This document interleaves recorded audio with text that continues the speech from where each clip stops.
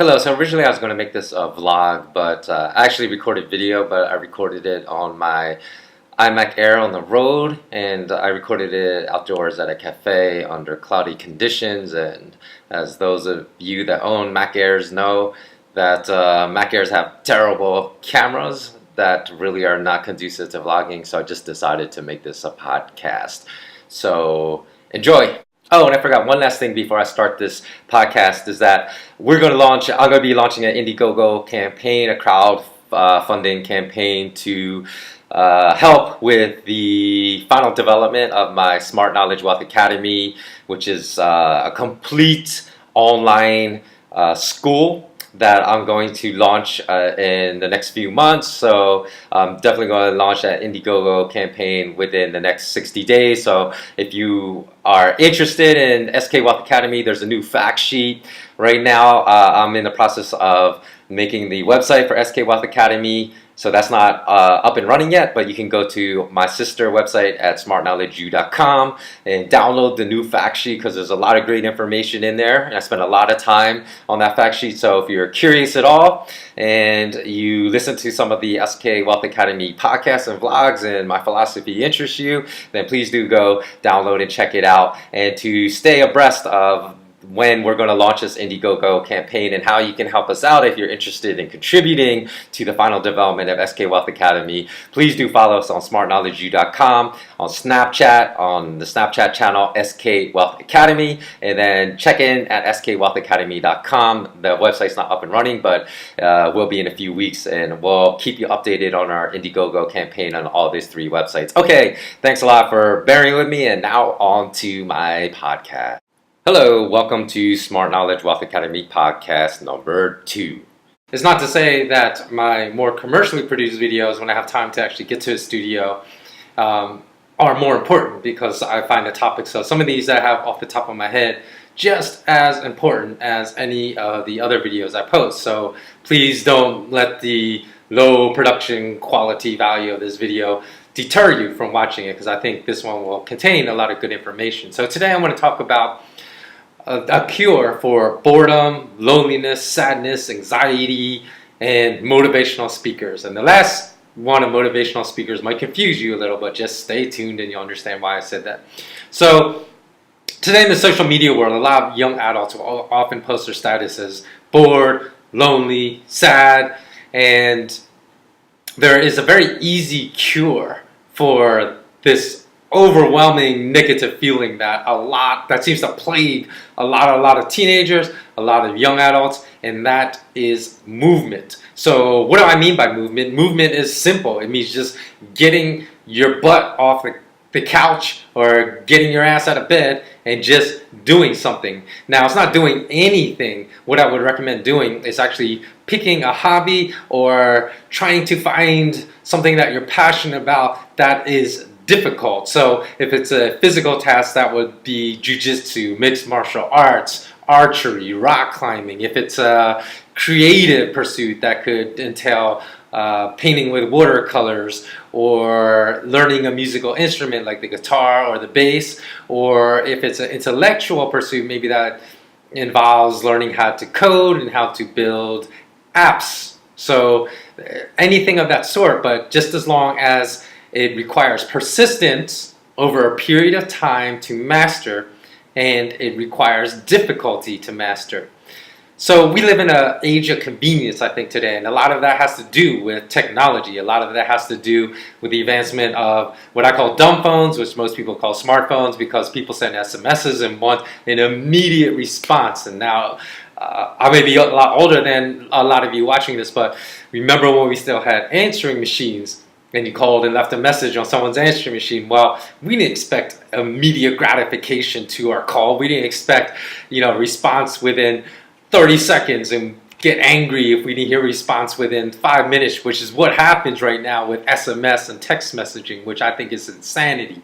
And we might not even, like for us, back then it would have been fine if we received a response within a few hours, the same day, or even in some instances just a couple days. But now we live in a world of convenience where we feel like we should get a response immediately for everything, and we should get some sort of immediate gratification. And that is a very, very dangerous mindset that I believe causes a truly weak mindset, and that we have forgotten what real struggle is. So that's why I think it's really important to actually do something very hard, because in martial arts we have a saying that a sword that has never been through fire is brittle and will crumble under the first stress, or under the first test, or the first sign of stress, whereas a sword that has gone through multiple fires is one that is super, super strong and that will hold up in multiple battles.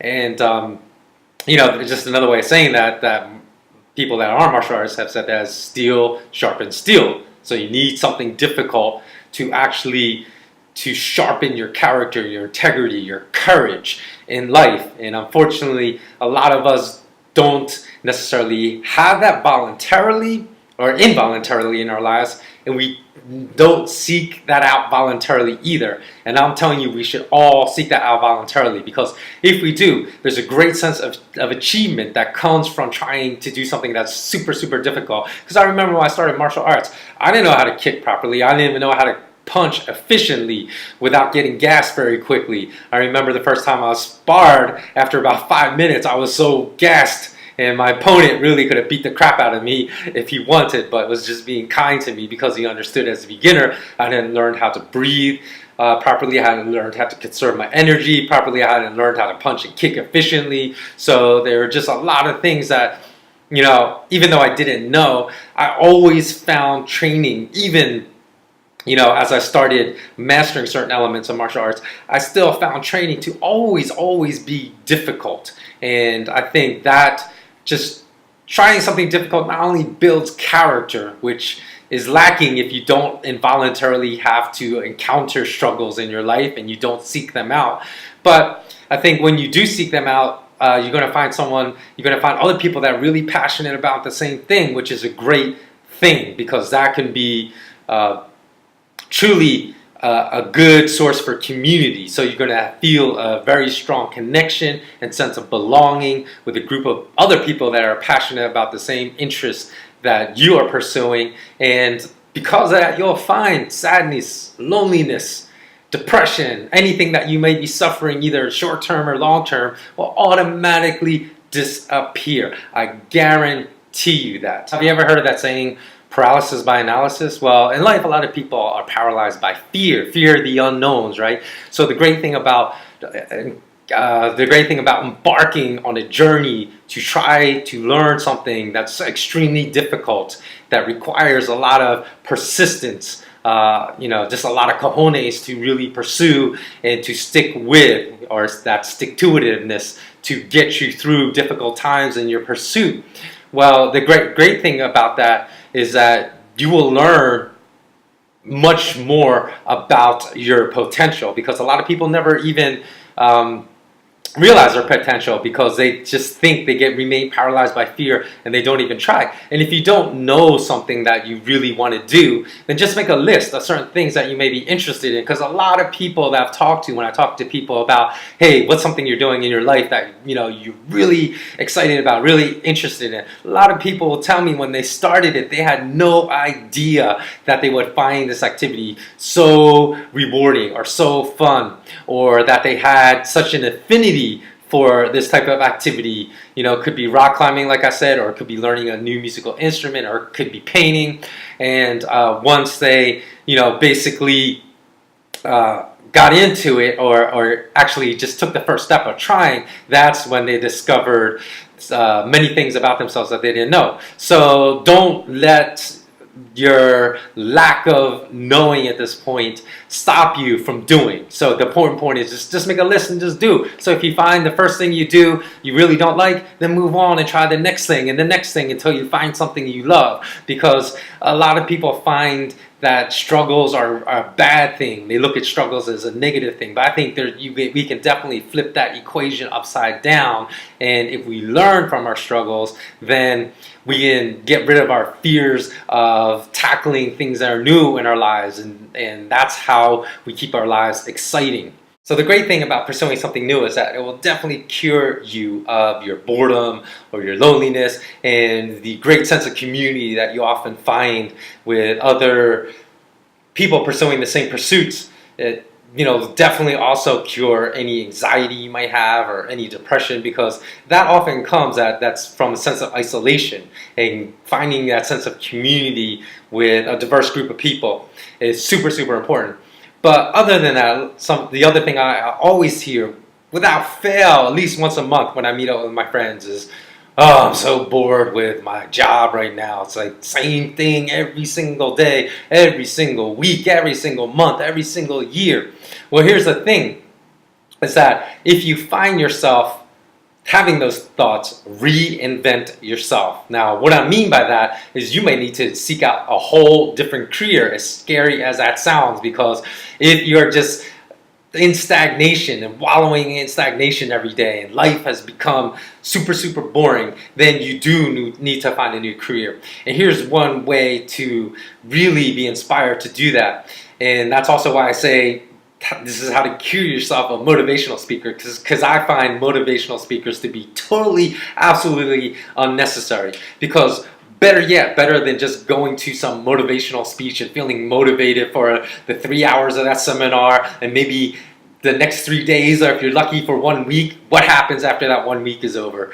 Your motivation and inspiration dies down, and you never end up doing what you set your mind, what you told yourself you're going to do when you went to that motivational seminar. So what happens is that you run into your friend and say, hey, did you ever start that business you said you're going to start? Or have you ever started taking tennis lessons like you said you were going to start? And you find them a year later, and guess what? They just have all the excuses. Well, I wasn't in the proper mental state. I didn't have the proper finances to start this. I wasn't in the proper place in my life. I wasn't in the right city. I just didn't have time. And it makes excuse. So that's why I said, just in part one of this video, just doing. You gotta do. Just get moving and move from a state of inertia and stagnation into a state of doing, and that is far more valuable. But the other thing is, surround yourself with friends that are living lives that you want to live, because if you look around at all your friends and you see that they're doing the same thing, and they've been doing the same thing for the last 10 years, every day, every week, every month, every year for the last 10 years, guess what?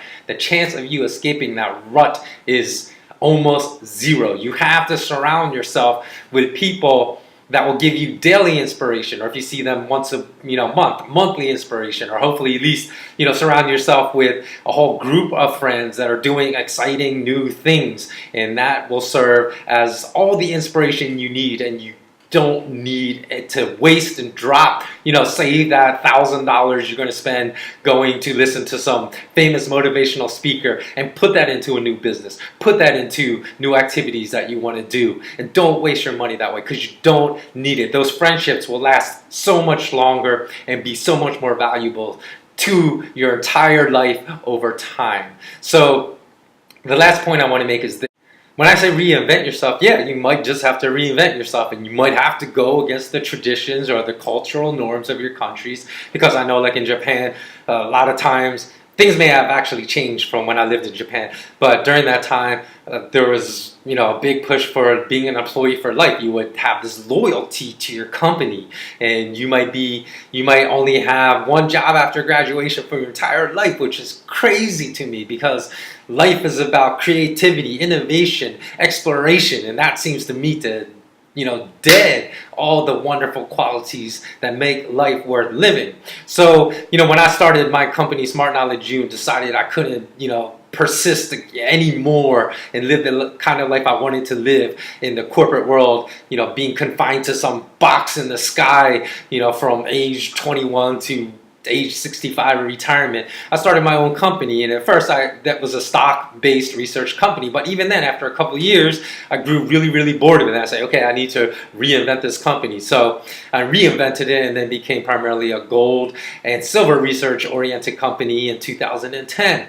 And even then, I started, I was working on another idea, because I had spent 18 years in academia and been really, really unhappy with my 18 years in academia, even though I had gone to an Ivy League institution. I just found that my 18 years of schooling never really intellectually challenged me, never really educated me. And if you don't know what I'm talking about, then this gave birth to basically my endeavor right now, which is a full-blown online academy called Smart Knowledge Wealth Academy, or SK Wealth Academy for short.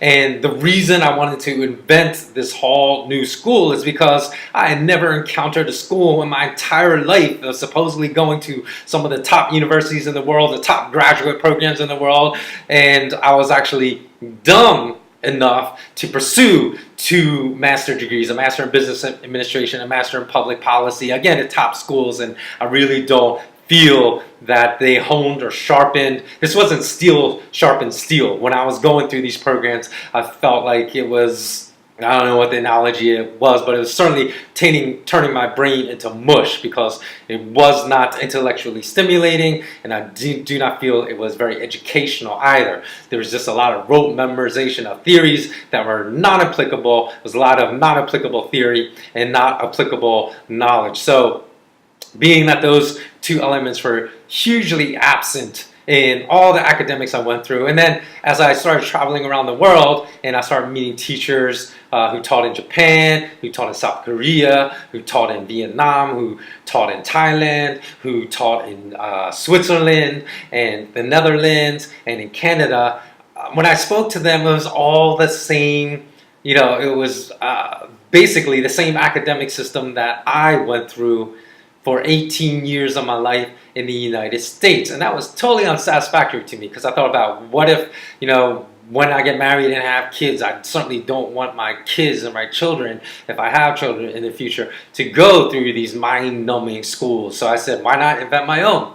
And so that was totally, again, reinventing the course of the businesses that I was involved in. And while I spent probably over the last 10 years, because about 7 or 8 years ago, I really started devoting more time. So the 3 years prior to that, I was more kind of dabbling, but I was still developing materials for the 19 courses that now constitute the curriculum I have for SK Wealth Academy. And I spent thousands upon thousands of hours and stayed home during weekends to work on developing this project while my friends were out and partying, and I spent thousands upon thousands of dollars already dumping into it. So yes, it's scary, because I'm basically banking my whole financial future on this next project being a success. But guess what? No risk, no gain, no reward. So you have to take risks, and you have to have confidence that will work out. But it also leads to exhilaration. It leads to great days where I wake up just rejuvenated, because I'm so passionate about this project, about revolutionizing how academia now, and really concentrating on critical thinking skills, on concentrating on knowledge, not just knowledge, because I think knowledge alone is not power, but how to apply that knowledge in your life, not only to make your life better, but I want to redefine society's definition of success as well. Not only to make your life better, not only for material gains or wealth, or the false crown of consumerism, but also in applying that knowledge to benefit all the members of your community as well. So to uplift the well-being of all members of your community, because I want to revamp what our definition of success and wealth in life are. So I am super excited about this project, which I am still in the process of developing. And if you want any information, I'm in the process right now of making a website, SKWealthAcademy.com. So it should be up and running soon, although the launch of my actual academy is going to be several months more down the road. And then if you want, I also have a fact sheet, a brochure, and the complete curriculum available online at my sister business, smartknowledgeu.com. So you can go to smartknowledgeu.com, look at the links for SK Wealth Academy, and find the fact sheet, the comprehensive brochure, and the curriculum all listed there. So regarding this topic, very curiously enough, I met a lovely Korean expat the other day during my travels, and our conversation turned to the topic of entrepreneurialism, and I said the best piece of advice I could give you is to pursue something that you really love, because the first couple of years of starting your own business, maybe even the first 3 years, tend to be pretty tough unless you just happen to be in the exact right industry at the exact right time to launch that certain product or service that you're launching, which doesn't happen to most of us. So you're going to just have to, out hustle everyone else and just like out clever everyone else in your marketing tactics and whatnot. So I said, if you do something that you really love, then, working those 12-hour days, which might go on 7 days a week, for weeks, months on end, or maybe even for the entire year, then it won't really seem like work to you. But if you pursue something just because you think it's a good way to make money, then you might just give up and lose interest just because you're not really passionate about that idea. And she said, you know what, I used to really think like that too, but I decided I just have to do something that's going to make me a good living. So I found it very curious that people today still think we have to make a decision between either making a good living and doing something that utterly bores you, or you're just basically living to work, or between having a lot of fun, loving what you do, and being poor. I really have been thinking a lot about why people don't believe you could do something you love for a living, which is basically what you spend most of your waking hours doing. So you might as well love what you do during most of your waking hours and also making a good living. And why people believe it has to be a choice of either or. So it's really interesting why people think that. I have my own theories, but I don't really want to say in this video. So let me know. Please comment below. Let me know why you think people always believe it's a choice, either between making a good living and really not liking what you do at all, or loving what you do and being poor. Because I don't think that is the choice that really exists. And I think most of us, if we only had the courage, because some people say, well, I tried doing what I love, but then it just didn't work out. So I know that's not true. But maybe, there's just a seed of doubt in your mind that was the reason you didn't succeed, or maybe there's other reasons why you didn't succeed in that instance. And even if you had done something that you thought was more practical, you still may not have succeeded because of the certain obstacles, whether they're psychological obstacles or other obstacles that prevented you from achieving your goal. You still may not have achieved it even if you pursued something that you thought more practical. But I shouldn't even use that word practical, because I think it is practical to pursue something you love for a living and to be able to make a good living at it. So anyways, just let me know what you think about that topic below.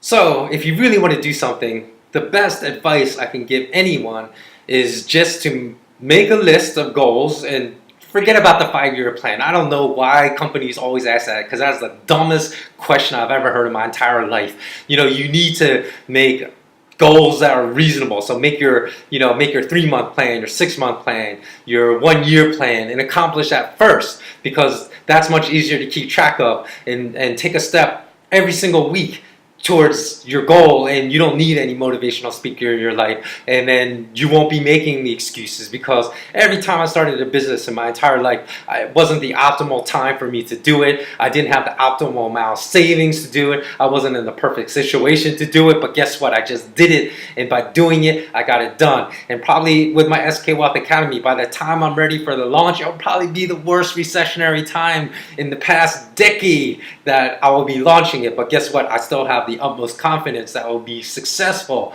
just because I believe in the idea. I believe others will believe in the idea and support me as well. So, please comment below in this video. I guess I said everything I want to say for this video.